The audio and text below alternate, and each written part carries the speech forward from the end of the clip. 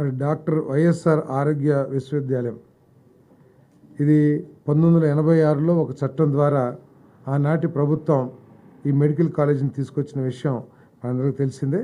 98లో అప్పుడు చట్టాన్ని సవరణ చేసి ఎన్టీఆర్ యూనివర్సిటీగా పెట్టడం, తర్వాత ఆయన ఈ మెడికల్ అవసరాలన్నింటినీ కూడా ఒకే ఇన్స్టిట్యూట్లోకి తీసుకొచ్చి ఒక యూనివర్సిటీగా స్థాపించిన ఎన్టీ రామారావు గారి పేరు పెట్టాలని ఆ రోజు నిర్ణయం తీసుకుంటూ జరిగింది. తర్వాత 2006లో doctor NTR university of health సైన్సెస్గా ఆ రోజు వైఎస్ రాజశేఖర రెడ్డి గారు కూడా నిర్ణయం తీసుకుంటూ జరిగింది. కానీ దురదృష్టం, గత ప్రభుత్వం ఒక చట్టాన్ని తీసుకొచ్చి మరి ఆ పేరుని తీసేయటం జరిగింది. తీసేసి వైఎస్ఆర్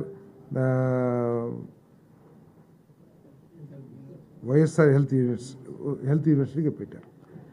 దీనికి సంబంధించి దాంట్లో పాస్ అయిన డాక్టర్లు కొన్ని సమస్యలు ఎదుర్కొంటున్న విషయాన్ని మన గద్దె రామ్మోహన్ గారు, అదేవిధంగా అచ్చెన్నాయుడు గారు, ఇంకా కొంతమంది ప్రజాప్రతినిధులు ప్రభుత్వం దృష్టికి తీసుకొచ్చిన ధర్మంలో. ఎందుకంటే సర్టిఫికేట్స్ ఇచ్చేటప్పుడు కొంతమందికి ఏమో ఎన్టీఆర్ హెల్త్ యూనివర్సిటీ అని, కొంతమందికి ఏమో వైఎస్ఆర్ యూనివర్సిటీ అని చెప్పేసి, తర్వాత కొన్ని సంవత్సరాలేమో ఎన్టీఆర్ యూనివర్సిటీలో చదివి ఫైనల్ డిగ్రీ అంటే కొన్ని సంవత్సరాల మార్కులేమో ఎన్టీఆర్ యూనివర్సిటీ మార్కులు ఇస్తుంటాయి, ఫైనల్ పాస్ అవుట్ ఏమో వైఎస్ఆర్ యూనివర్సిటీ.